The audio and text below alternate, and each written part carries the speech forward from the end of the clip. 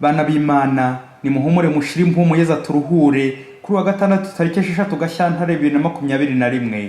Isomo rya mbere ni ryo mwibaro yandikiwe Abahebureyi mutwe wa 13 murongo 15 kugeza kwa 17 no 20 kugeza kwa 21. Bavandimwe, kubwa Yezu rero ntiduheme guhereza Imana igitambo cy'ibisingizo, no kuvuga imvugo yamamaza izina ryayo. Ntimukibagirwe kujya neza no gushyira hamwe ibyo mutunze, kuko Imana ishima bene ibyo bitambo.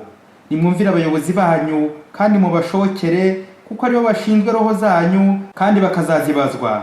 Bityo bazashobora kubikorana ibyishimo aho kubikora binuba, kuko ibyo nta kamaro byabagirira. Imana nyiramahoro yakuye umwami wacu Yezu mu bapfuye, umushumba mukuru w'intama, ibigirisha amaraso y'isezerano rizahoraho iteka, y'ubwayibahe gukora icyiza cyose gihuje no gushaka kwayo, kandi turangirizemo ikiboneye mu maso yayo, kubwa Yezu Kristu nyaguharirwa ikuzo uko ibihe bisimbura n'iteka. Amen. Iryo ni ijambo ry'Imana. Amagambo mu Ivanjili ntagatifu Yezu Kristu uko yanditswe na Mariko umutwe wa 6 umurongo wa 30 kugeza kwa 34. Muri icyo gihe intumwa zihindukiye zivuye mu butumwa bwa mbere ziteranira uruhande rwa Yezu, maze zimumenyesha ibyo zari zakoze byose n'ibyo zari zigishije byose. Nuko arazibwira ati, nimuze ahitaruye hadatuwe maze muruhuke gatoya. Koko rero abazaga n'abagendaga bari benshi, bigatuma batabona n'umwanya wo kurya. Nuko bajya mu bwato bambukira ahantu hadatuwe bagira ngo biherere. Abenshi mu babonye bagenda barabamenya, nuko baza ku maguru baturuka mu migi yose barahirukira, ndetse barahabatanga. Yezu amaze kwambuka abona iyo mbaga nyamwinshi y'abantu, abagirira impuhwe kuko bari bameze nk'intama zitagira umushumba, atangira kubigisha byinshi. Iyo ni Ivanjili ntagatifu. Bana b'Imana, Yezu Kristo akuzwe.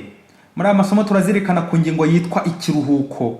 Tujya twumva abantu benshi hirya no hino bicwa n'umunaniro, ubwonko bukaremererwa, surmenage, stress, bakarwara igifu n'umutwe, umutima n'umwijima, bamwe bagasara, abandi bakabihirwa, abandi bakabura icyanga cy'ubuzima. Ni ngombwa rero ikiruhuko bavandimwe, mu rwego rwo kurwanya ubusumbane bw'umubiri, déséquilibre psychique. Buri muntu ukora wese yakagombye kuba azi uburyo bw'umwihariko kandi bunogeye Imana bumuruhura. Gusa hari uburyo bwa rusange bwo kuruhuka: gutembera, kugenda n'amaguru, koga, gukora siporo, umuziki, kubyina, gusinzira neza n'ibindi byinshi. Gusa mu buryo bwinshi abahanga bemeza ko siporo iza ku mwanya wa mbere, dore ko n'ubundi siporo n'amazi ari imiti ibiri y'ibanze ivura indwara nyinshi zishoboka, kandi siporo ikaruhura vuba. Umuhanga ati, kwirinda biruta kwivuza, mieux vaut prévenir que guérir. Kuruhuka kandi ntabwo ari ukwicara ntacyo ukora. Abahanga muri psychologie batanga igisobanuro cy'ikiruhuko bati, le repos c'est le changement d'activité. Ikiruhuko no guhindura umurimo wakoraga ugakora undi birumvikana. Isomo rya mbere ry'uyu munsi riraduha inama nyinshi zo kuruhuka, harimo gusenga, kubana neza n'abandi, kumvira n'indi migenzo myiza. Dore ko abantu benshi usanga binaniza, ngaho uburakari bwa hato na hato, kwirirwa usebya abandi, gukora nabi, kwiroga wimena mu biyobyabwenge, mbega iminaniro twiteza ababyeyi. Warangiza ngo washize, ngo warushye, kandi igihe kinini ni wowe wiruhije, ni wowe wiroga. Mu isomo rya mbere bagize bati, bavandimwe, ntiduheme guhereza Imana igitambo cy'ibisingizo. Ntimukibagirwe kugira neza no gushyira hamwe ibyo mutunze, kuko Imana ishima bene ibyo bitambo. Amen. Burya gusabana n'abandi ugasabana n'Imana bitera kuruhuka, mbese kwishima hamwe n'abandi biraruhura. Naho nyine uburakari, umururumba, kugaya, kwivovota, kwijujuta, ibyo nibyo biturushya. Rero tubirwanye. Mu Ivanjili y'uyu munsi turumva intumwa za Yezu zivuye mu butumwa, zihaye Yezu raporo uko bakoze ubutumwa. Nyuma yo kwakira iyo raporo, Yezu nka bosi wabo arabahemba kujya hitaruye ati, nimuze tujya hitaruye hadatuwe maze muruhuke gatoya. Amen. Ahantu h'ikiruhuko Yezu n'intumwa ze bagiye barahakorera ibintu bibiri: kurya no gusenga. Mbega byiza! Bafasha ibiribwa by'umubiri n'ibya roho bitwibutsa kutagira ubusumbane mu mubiri wacu, mbese uko tugaburira umubiri ntitwibagirwe na roho. Iyo byombi wabigaburiye neza uraruhuka pe, nawe wagenda ukabyiyumvamo. Muvandimwe, ntukabazwe nuko wakoreye umuntu ukavunika ukiyuha kuya, nuko kuguhemba n'icyo wakoreye agatangira gutuka. Yezu we burya niwe umenya imvune yawe yose. Ntugacungire ku bantu ngo nibo baza gusuzuma. Abantu akenshi bagira kubogama, bamwe niba nta mushobora, nta munoza, ni nayo mpamvu yo wigiriye inama ugafata Yezu umubosi uri hejuru yabo bose, ubutsinzi igitego cy'umutwe uratsinda kakahava, ntabwo waruha. Ndifuza kugaruka ku ndwara igezweho muri iki gihe iri kurushya abantu benshi kandi ishobora no kwica benshi ku munsi. Iyo ndwara ni uburakari, umujinya wa hato na hato. Akenshi tugataka imvune, umunaniro ngo baturuhije, batubihirije, nyamara twe ubwacu twiruhije. Umunsi umwe umugabo wakundaga gufana cyane amakipe, iki bita fanatisme, ku buryo ikipe yafanaga yatsindaga yahitaga ajya mu ikabare, abo asanze bose mu ikabare akabagurira inzoga bagasinda. Nabwo ikipe yaba yatsinzwe agataha kubita uwagezeho wese n'uburakari bwinshi. Rero ikipe yaje gutsindwa umunsi umwe, noneho atashye mu rugo n'umujinya mwinshi, asanga umugore ari kuvugira kuri telefone ati, oye twakiriye intsinzi, Imana ishimwe cyane iradutabaye. Nuko umugabo n'umujinya mwinshi afata ya telefone ayikubita hasi, ubundi ahondagura umugore we ati, nta soni ugira, uri kumbyina ku mubyimba? Amaze kumukubita no kumugira indembe, abonye ko agiye guhera ahita amujyana kwa muganga, abapolisi batarashyika aho ngaho. Amugejeje kwa muganga, umugore amaze kugarura kuka, atangira atekereza umugabo we uko nyirabukwe wari uri mu bitaro yakize agataha mu rugo. Na muramukazi we ari we mushiki w'umugabo we yabyaye umuhungu nyuma y'imyaka 10 bari barihebye nta mwana bari bafite. Rero uyu mugabo yasanze uyu mugore we kwishimira iyo ntsinzi, ati Imana ishimwe. Umugabo isoni ziramubumba uburyo yakubise umugore we yenda kumwica, kandi yarari kwishima ibyiza by'iwabo w'umugabo. Imana ishimwe. Wa mugabo asiga umugore mu bitaro bakiri kumuvura, nuko ahitira mu ikabare ngo yishimire ayo makuru umugore we amuhaye. Nuko amaze kuzinywa ataha yasinze. Ageze mu rugo amaze guparika imodoka, akana cye gatangira kuyisharabaga kayandikaho.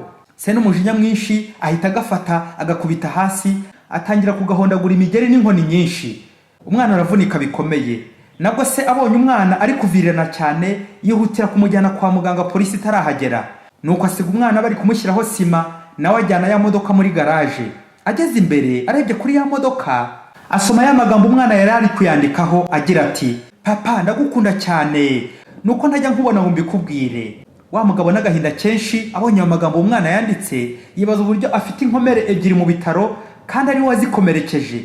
Yatekereza urukundo umugore akunda umuryango w'iwabo w'umugabo, yatekereza n'urukundo umwana we amukunda kugeza nubwo ashyize ikimenyetso ku modoka ye cy'urukundo. Yatekereza nanone ibifaranga ahatakarije avuze inkomere yateje, arushaho kunegekara, agahinda karamwica. Nuko afata umugambi wo kugabanya fanatisme no gusinda, akareka n'uburakari. Muvyeyi, ibaze nawe inshuro urakara ku munsi, uburyo wirushya bene ako kageni, uburyo wihombye igihe warakaye, inkomere uteza, ibibazo uteza igihe warakaye, ibyo umena, ibyo usandaguza. Abahanga batugira inama ko mu gihe warakaye wirinda kugira icyo ukora. Dans la colère, il ne faut pas réagir. Uburakari n'uburozi bubi burica cyane. Ubufite ni nka sida bafite, noneho wayimena ku bantu umva baguhemukiye ukabura batwitse bagashya. Birumvikana ko haside yari iri hose hacika ibisebe. Nibwo uzasanga bwa burakari bwakuruye indwara ryaguye, za kanseri, ibifu, umutwe udakira, umwijima, impyiko, rubagimpande n'ibindi byuririzi byinshi. Kuko uburakari n'uburozi nyine. Muvyeyi, tekereza umuntu agiye gusitaraho ukabibika, undi yagutuka ukabibika, undi yakwima ukabibika mu mutima wawe. Uziko mu cyumweru wazasanga ushobora gusandara kubera impumuro mbi mu mutima wawe, umeze nk'ingarani. Nibwo apeti zabura, gusenga ntube ukibyikoza, kandi intumwa za Yezu zo ikiruhuko no kurya no gusenga. Papa Francisco yigeze avuga ati, nujya kuryama muvandimwe ujye yipakuramo ikikuburakari cyose. Nawe muvandimwe, niba ushaka kuruhuka nyabyo, ntukajye wirushya ubwawe, ntukajye ubika imyanda iwawe, uburakari, umujinya. Ahubwo gerageza useke, wishime, abaguhemukiye ubababarire, woye kwanduza umutima wawe ubabikira. Byipakururemo, gerageza uruhura umutima wawe. Ikiruhuko cy'ukuri ni ukuruhukana na Yezu wigorora, wikosora, ukora neza, usenga cyane, ukipakuramo ubugome, ingeso mbi, umujinya, ibyaha, ukaba umunyamahoro. Ikiruhuko nyacyo ni ikiruhuko uhuriramo n'Imana. Amen. Padiri Masumuko Ladislas wa Diocese ya Cyangugu. Wawe,